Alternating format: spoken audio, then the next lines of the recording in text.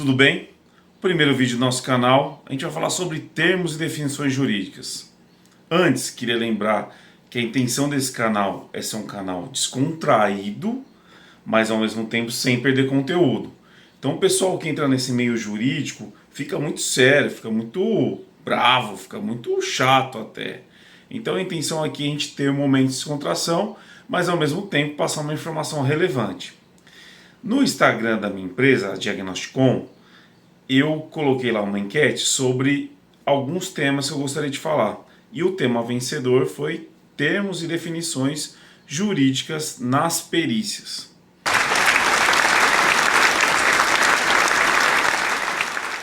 Primeiro, a gente tem que entender o que é o perito. Quem que é o perito? Quem pode ser o perito? O perito, na verdade, nada mais é do que um profissional formado naquela área que é perito na sua profissão. Então, se eu sou um contador, eu sou um perito em contabilidade. Se eu sou um fonoaudiólogo, eu sou um perito em fonoaudiologia. Se eu sou engenheiro civil, que é meu caso, eu sou um perito em engenharia civil. Ah, quer dizer que o perito entende tudo? Provavelmente não. Mas ele tem habilitação para poder falar daquela especialidade. Então, um perito, ele nada mais é do que um profissional formado naquela área, naquela especialidade. Então, definimos o que é um perito. E por que o perito ele é nomeado ou ele é indicado em um processo? O juiz ou os advogados, eles são peritos em leis. Então, eles precisam de outros profissionais para poder dar um embasamento suficiente para que o juiz possa tomar uma decisão, para que o advogado possa dar andamento num processo. Então, todos os profissionais, eles se ajudam ou dão elementos para que haja uma decisão ou para que haja uma entrada num processo qual for. E nisso a gente já tem uma nova nomenclatura. Então vamos lá. O perito nomeado pelo juiz, ele na verdade é um auxiliar da justiça. Então, perito é a mesma coisa do que auxiliar da justiça.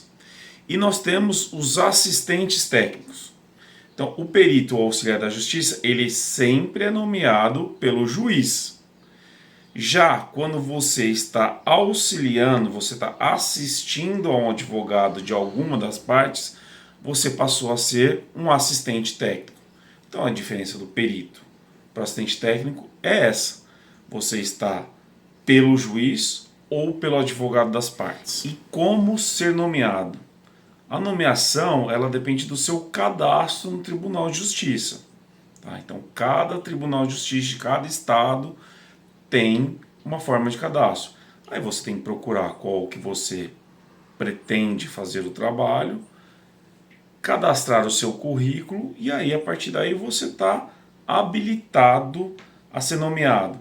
Ah, me habilitei, vou ser nomeado? Obviamente não.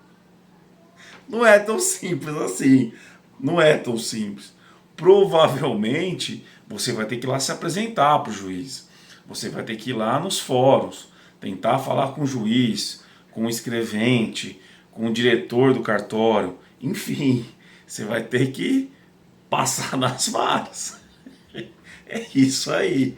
Tem as varas cíveis, enfim, tem diversas varas aí com suas especialidades, mas você vai ter que se apresentar a cada uma. E nela, né, provavelmente dependendo de como você se apresentar ou da necessidade de cada cartório, aí sim começam as nomeações. Então, numa linha de tempo, fui cadastrado, né, me cadastrei dentro dos tribunais, consegui uma nomeação, agora eu vou fazer essa perícia, tá? Vamos dizer que tenha feito a perícia, entregou um laudo. Quem paga? Quem que paga? Agora é hora boa, ou nem tão boa. Existem duas modalidades basicamente de pagamento. Existem processos que são suportados pela Defensoria Pública. Então a Defensoria Pública, ela reserva os honorários. Então a pessoa que não tem condições de suportar com os custos processuais, ela é suportada por essa defensoria. A defensoria tem uma tabela, dependendo da especialidade, e ela faz a reserva desses honorários. Então o juiz ele vai determinar se aquele processo ele é suportado ou não pela Defensoria Pública e vai, depois de ter nomeado, perguntar se você aceita os honorários reservados pela Defensoria. Antes, os honorários eles eram baseados no valor da ação. Hoje já mudou um pouco, porque depende da especialidade que essa perícia tem. E aí tem uma unidade lá, federativa, enfim. Depois eu posso deixar um link aqui no... Vou aprender, mas eu vou tentar deixar o link no... Não sei se nos créditos, enfim. Vou deixar um jeito de colocar o link aqui para que se veja os valores que a defensoria tem. Então, se a pessoa comprovou que não tem condições de arcar com os custos, ela vai ser, né, suportada pela defensoria, ou às vezes não, ela tem condição de continuar o processo e suportar os custos desse processo. Aí o juiz vai nomeá-lo como perito e vai pedir as estimativas do seu honorário. Então você vai analisar o processo, analisar o caso e aí vai peticionar nos autos dizendo qual que é o valor que você cobraria por aquilo lá. E aí o juiz ele pode decidir pelo valor ou não. E aí eu falei de petição. Petição é como você se comunica através do processo. Então tudo ele vem através de uma petição. Aí eu vou fazer a petição de estimativas de honorários, vou fazer a petição de aceite de honorários, eu vou fazer a petição de agendamento da vistoria, eu vou fazer a petição com a juntada do laudo, vou fazer a petição para levantar os honorários que estavam reservados. Então todo o processo ele é caminhado através das petições. Feitas essas petições, a gente pode ter alguns termos aí diferentes. Então, o juiz vai analisar aquela petição e vai despachar, ou vai vir através de uma decisão, ele decide alguma coisa, ou às vezes até através de um ato ordinatório. O despacho, ele não decide nada.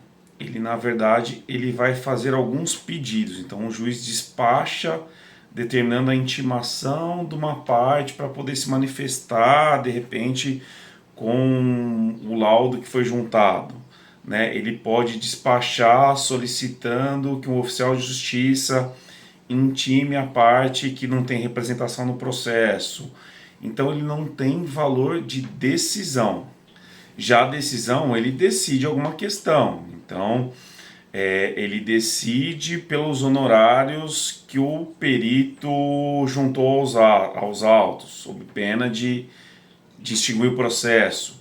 Ele decide, de repente, por uma avaliação que pode ser uma avaliação indireta, porque o perito não teve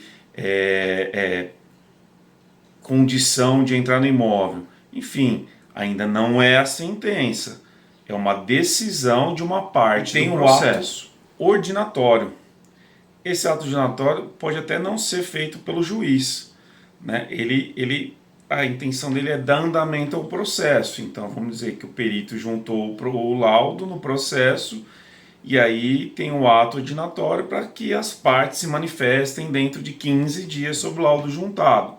Então ele dá andamento no processo, ele dá um pouco mais de agilidade, não precisa que o juiz decida ou despache. E como a minha área é de engenharia civil, acho interessante, para quem é da área também, entender, pelo menos para mim, quais são os processos mais usuais onde o perito tem atuação. Perito de engenharia civil. Os mais usuais são uso capião.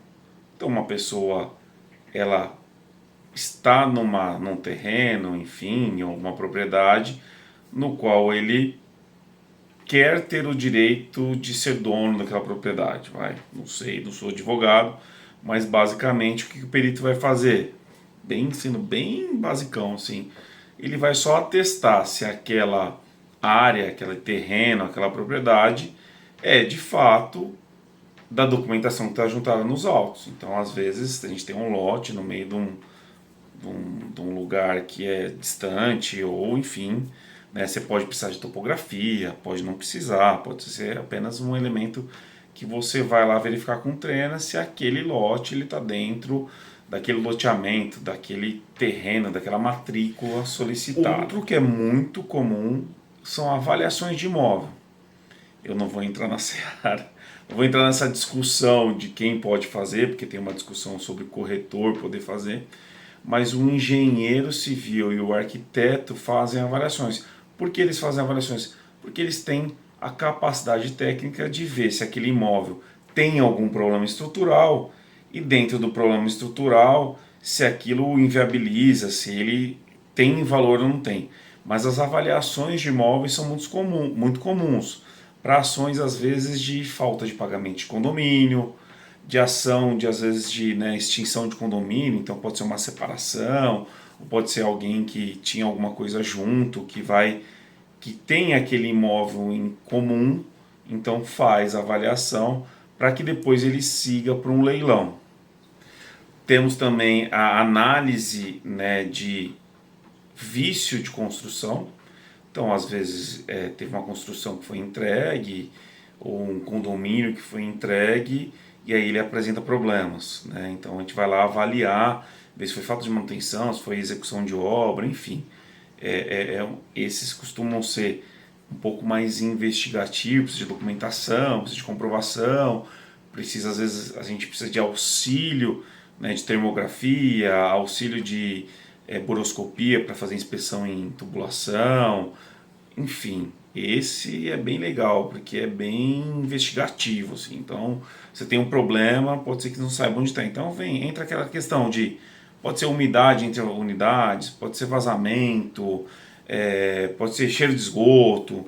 Então, eu costumo dizer que são perícias para avaliação, né, de vício de construção, mas de danos entre edificações, né? Esse é bem interessante porque geralmente quem reclama e o reclamado sempre tem seu ponto de vista, então você tem que analisar bem todos os pontos, analisar bem, essa vistoria bem técnica, né? Você pode precisar de muito equipamento para fazer, mas elas são as mais interessantes, onde você tem que ter mais conhecimento e ser bem preciso assim na análise de tudo que você está investigando. Temos também a análise de avaliação de aluguel, né?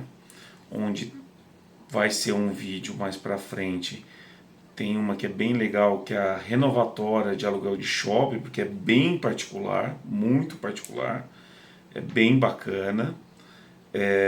Então o que a gente faz a análise basicamente ao invés de ser a avaliação do valor do imóvel, tem a avaliação do valor do aluguel, né? Então também isso tudo utilizando inferência estatística, baseado em norma, não tem achismo.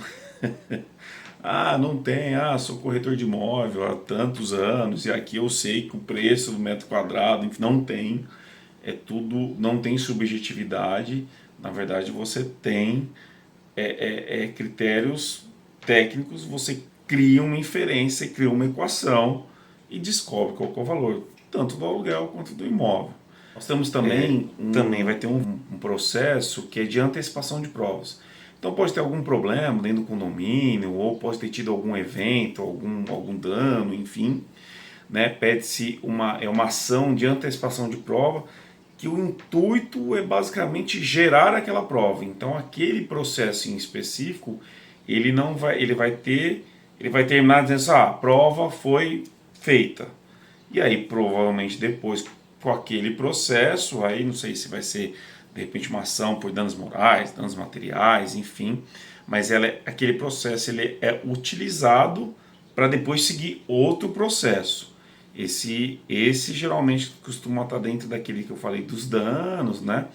Mas ele geralmente é um processo bem complexo, tem uma velocidade maior de decisão, ele tem mais prioridade. Então, como é antecipação de prova, às vezes você precisa gerar a prova para poder fazer um reparo, né? Então, vamos dizer, estou com um vazamento numa garagem, eu preciso produzir aquela prova, preciso antecipar a produção daquela prova para aí sim depois resolver e aí ir atrás de quem que é o verdadeiro responsável.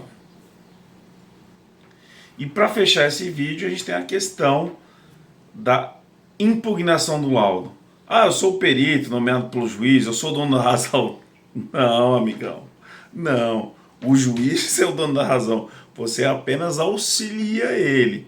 Então você entregou o seu laudo, as partes vão se manifestar e, lógico, né, é muito difícil que você agrade os dois, né? Na verdade não tem essa questão do agrado, mas você vai concluir, geralmente um vai ter razão e o outro não vai ter razão. Ou então você vai avaliar uma coisa, a pessoa espera que aquela avaliação fosse maior, o outro quer que seja menor por interesses diversos. E aí surgem a questão das tentativas de impugnação dos laudos. Então, as partes podem se manifestar tentando impugnar aquele laudo, então aquele laudo pode não ter valor. Então é isso. Primeiro vídeo teste, vamos ver que dá. Eu não gosto muito de vídeo longo, tento ser mais objetivo, mas eu vou tentar colocar em todos os vídeos que eu vou fazer como se fossem os capítulos, né? Ou então as faixas. Não quero saber sobre petição, passo para o próximo tema. Legal, vou e volto, para que não precise ficar correndo na barra. Vou ver se eu consigo, não prometo, mas eu, pelo menos, quando eu vejo os vídeos, eu prefiro que seja assim. Vou tentar fazer isso, mas por enquanto é só nada. Tem bastante conteúdo e tá legal. Gostou? Dá um like aí, compartilha, fala com os amigos, entra no nosso site e se precisar, a gente pode desenvolver trabalho para vocês aí. Obrigado.